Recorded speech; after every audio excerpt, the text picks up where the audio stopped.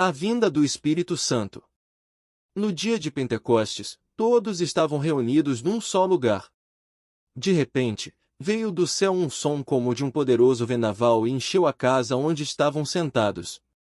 Então surgiu algo semelhante a chamas ou línguas de fogo que pousaram sobre cada um deles. Todos ficaram cheios do Espírito Santo e começaram a falar em outras línguas, conforme o Espírito os habilitava. Naquela época, judeus devotos de todas as nações viviam em Jerusalém. Quando ouviram o som das vozes, vieram correndo e ficaram espantados, pois cada um deles ouvia em seu próprio idioma.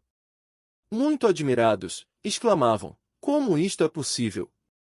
Estes homens são todos galileus, e, no entanto, cada um de nós os ouve falar em nosso próprio idioma.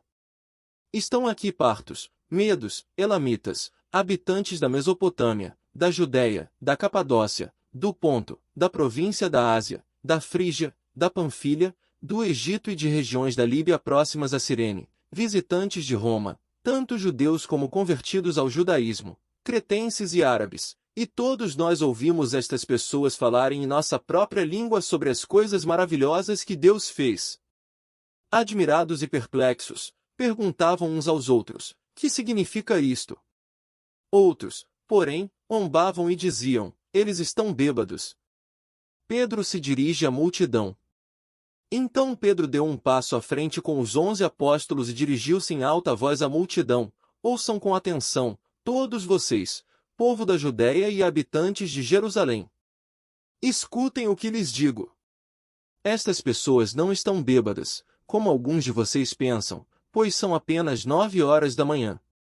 Pelo contrário, o que vocês estão vendo foi predito há tempos pelo profeta Joel no capítulo 2, versículo 28. Nos últimos dias, disse Deus, derramarei meu espírito sobre todo tipo de pessoa.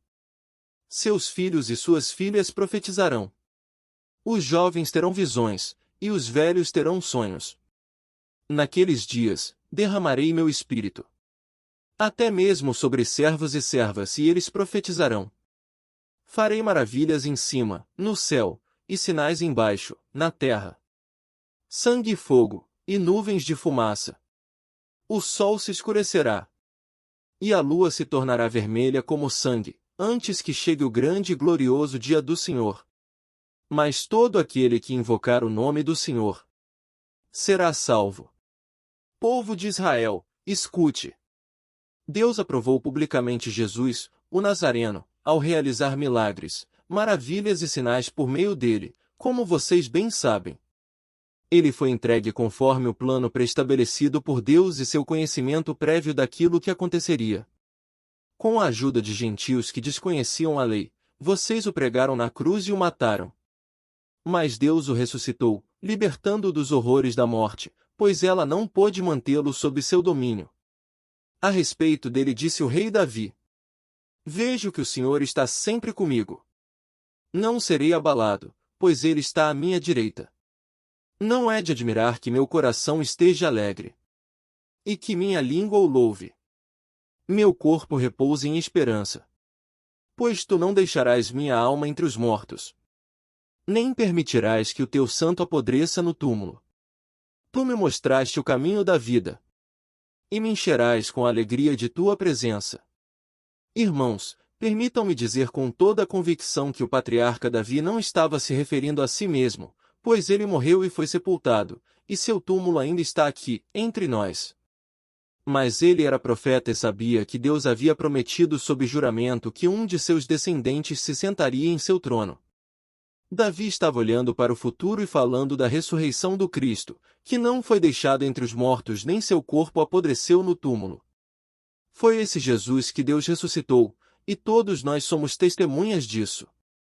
Ele foi exaltado ao lugar de honra, à direita de Deus. E, conforme havia prometido, o Pai lhe deu o Espírito Santo, que ele derramou sobre nós, como vocês estão vendo e ouvindo hoje. Pois Davi não subiu ao céu e, no entanto, disse: o Senhor disse ao meu Senhor: sente-se no lugar de honra à minha direita, até que eu humilhe seus inimigos e os ponha debaixo de seus pés. Portanto, saibam com certeza todos em Israel que a esse Jesus, que vocês crucificaram, Deus fez Senhor e Cristo. As palavras partiram o coração dos que ouviam, e eles perguntaram a Pedro e aos outros apóstolos: Irmãos, o que devemos fazer? Pedro respondeu: Vocês devem se arrepender, e cada um deve ser batizado em nome de Jesus Cristo, para o perdão de seus pecados. Então receberão a dádiva do Espírito Santo.